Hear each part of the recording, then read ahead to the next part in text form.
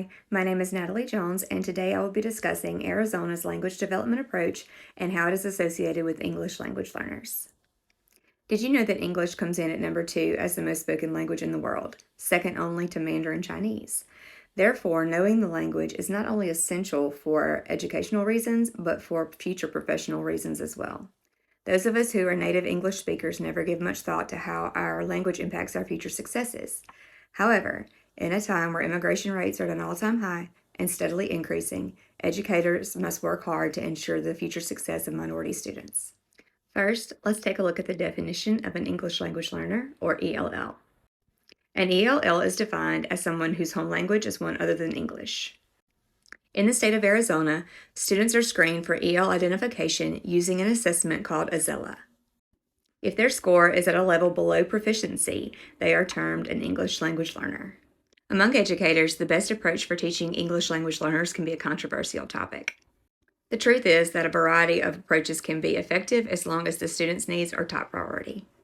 So let's take a look at 4 instructional approaches. The ESL instructional model is likely to be used in districts that contains a large number of diverse minority students. One reason being, it can accommodate such diversity in the classroom.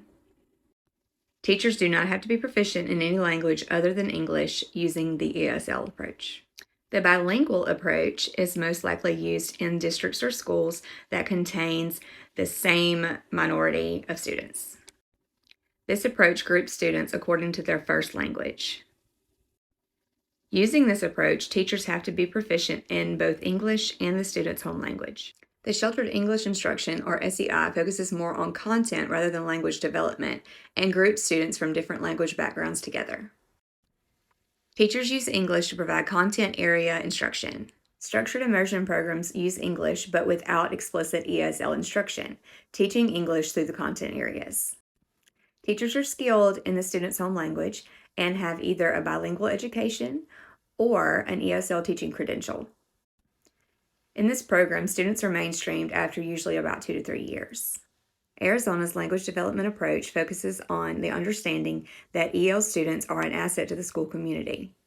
All educators within the state should seek to ensure the success of minority students.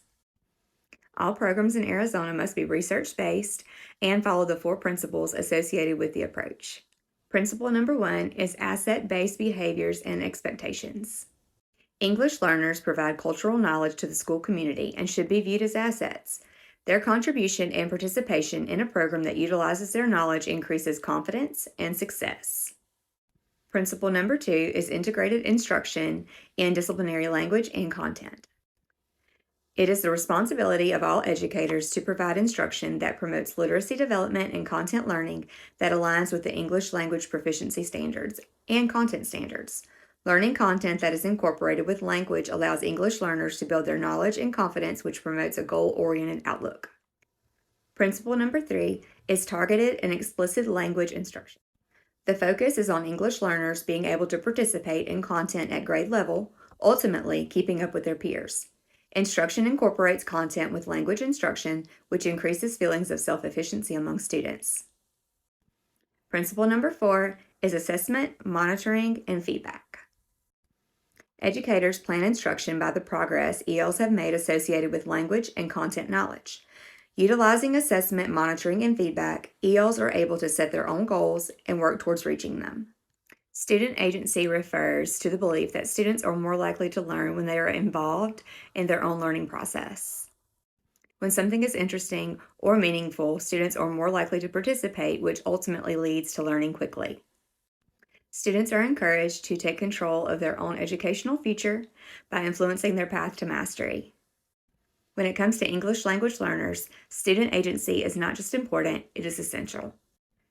One reason is English language learners are trying to learn a new language and content at the same time. They need to be as invested as possible to help them overcome the struggles that they're going to deal with associated with a language barrier. Being classified as different is usually a common struggle among all students, especially ELLs. The confidence obtained when students reach a goal provides them with educational, social, and emotional benefits. Now let's take a look at Arizona's SEI models. First, we have the pull-out model. which focuses on 60 minutes of targeted instruction per day at the elementary level and 50 minutes of integrated instruction at the secondary level. The 2-hour model focuses on 2 hours of targeted instruction in the SEI classroom at the elementary level and integrates ELD in content classes at the secondary level. Newcomer focuses on 120 minutes of targeted instruction per day at the elementary level and 100 minutes per day at the integrated setting at secondary level. Finally, the 50-50 dual immersion program focuses on 90 minutes of targeted instruction per day at the elementary level and 75 minutes at the integrated setting for the secondary level.